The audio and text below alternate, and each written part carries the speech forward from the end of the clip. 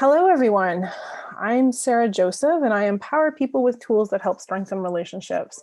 Tonight, we're talking about becoming a good emotions coach, and this is our fifth episode in our 6-week series of parenting through difficult times for the school district 46. Next week will be our last session, and we're talking next week about parenting, stress, and self-care.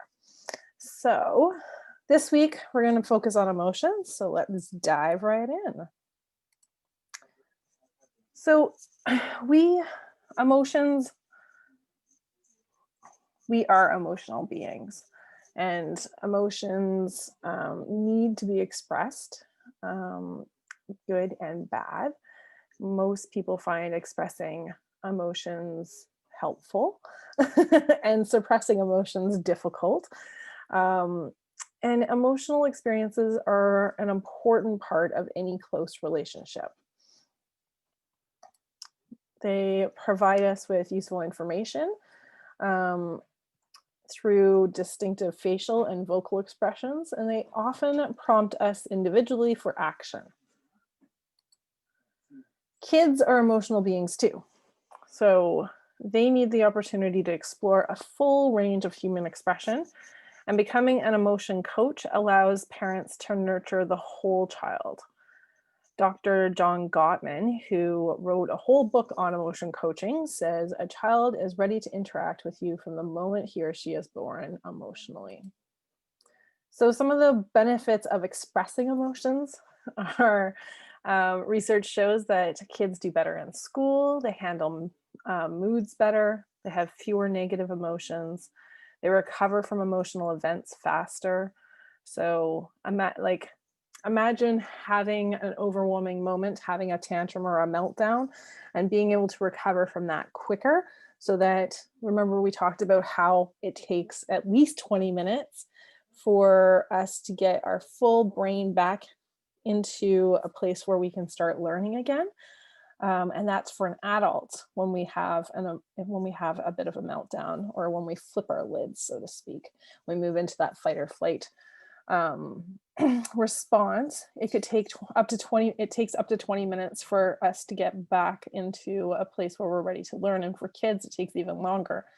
So what the research shows is that kids who are able to express emotions and are supported in expressing emotions by their parents, they can recover from those episodes more quickly and are able to get back into a place of learning.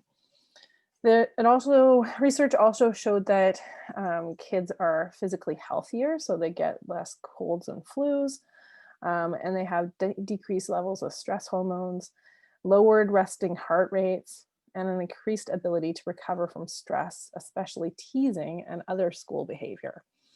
So all super great benefits just from being able to fully express their emotions and understand what's happening for them, and have a parent who is able to help them regulate and understand what's going on in their bodies and what's going on in their minds, and really help them ride that wave of emotion. So emotions are really important, right? Have you guys seen this movie, Inside Out? It's so great. I love it so much. But okay, emotions are really important. Emotions, they allow us to connect with other people, and they bring meaning to everyday circumstances. They allow for a full experience of life, and they show others what's going on within us. And as I mentioned, most find it stressful to suppress emotions. And when I talk about suppressing emotions, I mean trying to hold back something that keeps coming up for you, right? If you're angry and you're trying to bite your tongue, it's stressful. It's hard to keep it all locked up, right? And we see kids do this a lot throughout their school day. And then after school or daycare or an after school activity, they land at home where they feel safe to express themselves, and they just completely have this release of emotion. And we call it restraint um, oh my gosh, they can no longer restrain themselves, right? They can no longer hold back or suppress those feelings. And of course, it's important that they learn how to restrain some of the feelings, because you can't just continually have outbursts all day long, right? And they understand that, and that's why they hold it in. And also, it could be embarrassing for them, and they might not feel safe, right? So they hold in, they suppress the emotions, but it's hard and it takes a lot of energy, right? Um, and so if we don't release it, it can really cause a lot of stress within us. I like to think about this as um, an analogy. If you think about putting a pot on the stove to boil, right? And if we think about the bubbling water as the emotion, okay, you put the pot on the stove to boil, and you turn it on, and it simmers for a bit, right? If you don't tend to that feeling, it will eventually boil, and if you don't tend to it, it's going to boil over, right? And what happens when it boils over is it makes a mess, right? And if you still don't tend to it, right, what happens? It just continues to boil, and it will eventually evaporate, but then it can cause damage to your pot and to your stove, right? And this is the same as with our emotions. If we don't tend to our emotions, and we don't express our emotions, what happens is when it comes to the very surface, they kind of explode out of us. And if we don't tend to them, then what happens is it just is like this slow burn inside of us that really causes us to, like, a lot of stress, right? And it can start making us sick, right? It can really affect our whole being. So it's important that we learn how to express our emotions. There's a great book, and I can't remember the name of it now. I will have to think about that and see if I can get back to you. But in the book, the guy who wrote it, it was all about emotions. He talks about how most emotions only last about 90 seconds. So if we can ride that wave for 90 seconds, then we will get through the worst of it, right? That feeling will dissipate. So it's important that we nurture our child through not only their physical well-being, but also the development of their emotional well-being, and respect them and their emotions, right? Unfortunately, technology is diminishing our opportunities to feel and to interact. Um, it's diminishing kids' ability to build empathy and and to recognize how other people are feeling. So the more that we can have face-to-face interactions with people, where we're able to see what they look like when they are angry or shy or guilty or bored or surprised or happy. All of those emotions are expressed on our face. And when we have face to face interactions, we're able to learn a lot about each other and about feelings. And the more that we're online, the more difficult it is to see people's facial expressions, and for kids to really learn about empathy and about understanding what's happening for other people. I get questioned a lot about cultural differences for emotions, and the truth is that there's similar emotions exist in all cultures across the globe, and a person's cultural background doesn't affect their ability to feel. It may it may affect how they express feelings. Some cultures may have a different way of expressing feelings than other cultures, but really it comes down to our family cultures and how emotions were expressed within our families, more so than within a bigger culture. Um, even if we um, even when a family comes from the same cultural background, they can express emotions differently. So, you know, how your parents express emotions and display emotions and welcome or not welcome emotions within your house probably had a bigger effect on how you express your emotions um, than what your culture told you, right? So, being with is a really important idea of helping children to develop this emotional language and this idea of being emotionally available for our kids, right? So, really, at the heart of developing a secure attachment is knowing that your parent is emotionally available to you when you need them, and understanding what we are doing or not doing to meet our kids or our partners. All of this is great for partner work as well. Needs will help you build those secure attachments. So, what is being with, right? We hear this word being with, they're holding space. Um, Really, it's about being emotionally in tune. So, recognizing when somebody is acting a bit different. So, I notice when you're sad. I notice that, when you're sad, you're quieter or you're more withdrawn or your facial expressions aren't as bubbly or smiley, right? Or or your voice kind of shakes, right? Noticing those things is part of being with, but also being in tune in a way that you are present in the moment. So not only noticing, but being available to empathize and validate feelings, um, and share that experience, right? It's allowing your child to express feelings is really important, and not as part of this being with. Often, for us, many of us did not experience a lot of this in our own childhood.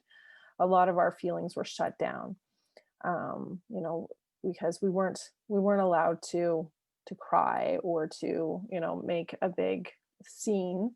When we were angry, we were sent to our rooms a lot. And so when a parent is able to sit with us in our feelings, what it does is it communicates that all feelings are okay, and that though that feelings are normal and the way that we feel is normal. There's a lot, I see a lot of adults now in counseling sessions who had their feelings shut down, ignored. They were told to go away and not come back until they were calm. And those adults have a hard time identifying for themselves what they're feeling. But also, the theme that I hear is that um, they felt like there was something wrong with them. Not that they had an emotion, but there was something wrong with them as individuals, as a person, because they were feeling this way.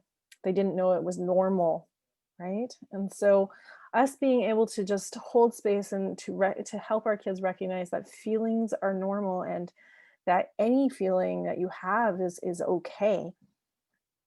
What we need to do as parents, I think, is separate a bit feelings from behavior, right? Feelings from reaction. So all feelings are okay. Not all the ways that we deal with feelings are okay, right? So it's okay to be angry. It's not okay to call me names. It's okay to be mad. It's not okay to hit your sister, right? We need to separate those things out for kids and help them understand the difference between feeling something and the reaction to that feeling. So, becoming a good emotions coach. John Gottman, as I said, he has done a lot of research on this, and he has set out a few steps for emotion coaching to help us be better emotion coaches. So, Step one is to be aware of emotions. So tune into our children's feelings and our own feelings. Because if you are feeling triggered, guess what? You are not showing up for your kids, right? In that moment, you are not able to be emotionally available for them if you're struggling with handling your own emotions. So we'll talk more about handling our own emotions next week, but this week, just know tending to your own emotions can be as quick as just saying, "Oh gosh, I feel really frustrated right now." And that in itself can just help your emotion pass and then allow you to be more present for your child, and be in that moment to help be aware and to support them. So, understand that emotions are a natural and valuable part of life. And then just really learn how your child expresses different emotions so that you can watch for those changes in their facial expressions and body language and postures and tone of voice. And you can really be more attuned and in tune with what's happening for them. Okay. Step two is to connect with your child. So use emotional moments as opportunities to connect. Pay close attention to what they're feeling and try not to dismiss or avoid the feelings themselves. Um, recognize feelings and encourage your child to talk about his or her emotions. And again, this is helpful once you're regulated, right? You can't really talk about emotions very much when you're already flipped your lid and you're in that fight or flight space, right? We need to get grounded first, get our wise old owl back on its perch, and then we can start talking about emotions. Um, and you know, what I like to say is when you're being aware of your child's emotion, try to be aware of those lower level emotions, right? Don't wait until they're already overreacting, they're already flipped their lid or in that really emotional state. Try to pay attention to the lower level emotions before they get too intense. Um, and when we do that, then we can help avoid those meltdown moments. And we can help our kids start recognizing that these lower level emotions need to be tended to as well. And when you tend to them, you prevent them from increasing, right? Um, yeah. So provide guidance before emotions escalate into misbehavior. Step three is to listen to your child. So respect your child's feelings by taking time to listen carefully, and take your child's emotions seriously. We don't have to agree. We might think they're overreacting or their feelings don't make sense, but they don't need to make sense to you. You don't have to agree with them. They only have to make sense to that child, right? The feelings, they don't play with logic. So show your child that you understand what he or she is feeling and avoid judging or criticizing their emotions. And we can show our child that we understand what he or she is feeling just by simply reflecting, right? By using our facial expressions, our tone of voice, and our body language when, to mirror back a little bit of what they're feeling. I like to say around 25% of mirroring back is good. If you go overboard with the mirroring, then it feels like you're mocking them. So mirror back a little bit, right? Um, and and help them see that you're interested and you're concerned. The other way that you can show them that you understand what they're feeling is to mirror back what they're saying. So if they're saying, "I'm so angry at Joe, he took my truck and he wouldn't give it back," then you can basically paraphrase that back to them by saying, "Wow, you're really angry at Joe because he took your truck," right? And when you do that, it sometimes feels like a little forced or not quite natural because you're mirroring back. And some kids will say, why are you saying what I'm saying?"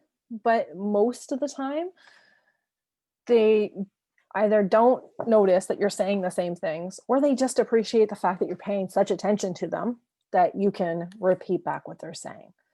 Most kids feel like you're paying really close attention to them when you do that. Okay. Step number 4 is to name emotions. Now, Daniel Siegel, who is our brilliant um, author for parenting books and neurobiologist, he has a saying that says, name it to tame it. And I love that saying. Really helps me remember that when I am able to name emotions out loud for myself or for my children, it really helps to create a calming sensation in our nervous systems. And it really does help bring our system back down to a tamer state. So not only does it do that, but it also helps your child build an emotional vocabulary. And that is a great way to help them express their emotions through words. So when we help them identify and name their emotions, we're helping them to be able to express themselves with words, right? So we want to identify the emotions that they're experiencing instead of telling your child how they should feel. So again, this might just be like, wow, you sound frustrated, or whew, you look angry, right? And so you could use the you sound, you look, um, you seem, right? Or you could just say you feel. And if you get it wrong, your child will correct you, okay? If they know. So you might say, wow, you sound really angry right now. And they go, I'm not angry, I'm frustrated. um, and sometimes they'll just say, no, I don't.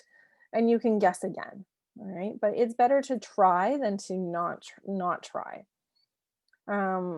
Set again a good example by naming your own emotions and talking about them. So again, when in those moments, where you're feeling triggered, you're feeling upset, it's great to be able to talk out loud kind of to yourself in the earshot of your child so that your child can hear you talking about your emotions and talking about how you're working through your emotions, right? So something like, oh, I'm so frustrated. I can't get this computer to work. I'm just going to step back and take a few deep breaths. Holy, whew, I can never solve this if I'm this overwhelmed, right? So just giving them kind of a step-by-step play-by-play can help them because they're always listening and always watching us. So that can also help them see that emotions are normal, and here are some steps to taking care of your own emotions. All right. Step number 5 is find good solutions. So remember, we're going to make sure that everybody is regulated first, right? And then we're going to go through these steps of helping them name their emotions and validate their emotions. And then once we've done that, then we can move into finding a good solution, right? So always regulate first, then we can relate and talk about the emotions, and then we move into resolving. So explore solutions to your problems together. So we can redirect misbehaving children for what they do, not what they feel, right? When children are misbehaving, want to help them identify their feelings and explain why their behavior was inappropriate.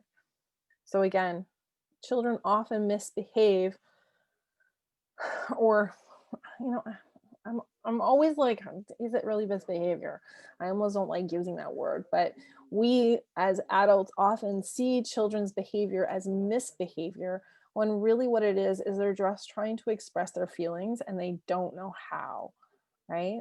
So when we're able to kind of, again, separate the feelings from the behavior, we can talk about how come the feelings are okay, but the behavior was not, right? We want to help them figure out how they can express those emotions, and we can set clear boundaries and clear limits on the behavior, right? I think I mentioned that earlier. So separating it, we can say, it's I can see that you're really angry, And it's not okay to call me names, right? You sound super angry.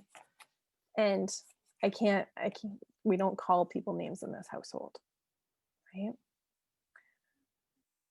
So then we can help kids think about what are possible solutions. And sometimes, when sometimes this step number 5, sometimes it's not even necessary, right?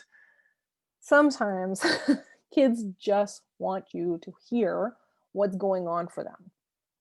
So one of the things that I like to do is just ask kids up front, is this something that you just need me to hear? You just want me to know about? Or do you need help solving a problem? Right? Because so often as adults, we are very quick to move into fix it mode. We often skip the emotional part and move straight into let's solve this problem.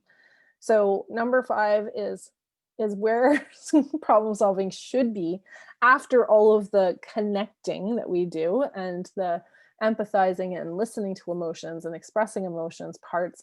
Then we can move into the fixing or the solving of problems if necessary, but don't feel like it is always necessary. Just like you, right? Sometimes kids just need to vent. They just need somebody else to hear what happened. And when we listen and we validate, then sometimes that's all it takes. And that's all that was needed in that moment. So, when we help them think through possible solutions, we can do just that. We can brainstorm together. What are some ways that we can solve this problem? Or we can think about, and sometimes it's just about brainstorming, how can you express this emotion in a more appropriate way next time, right? Um, yeah, let's see. Be aware of tempting settings and be prepared to help your child through them.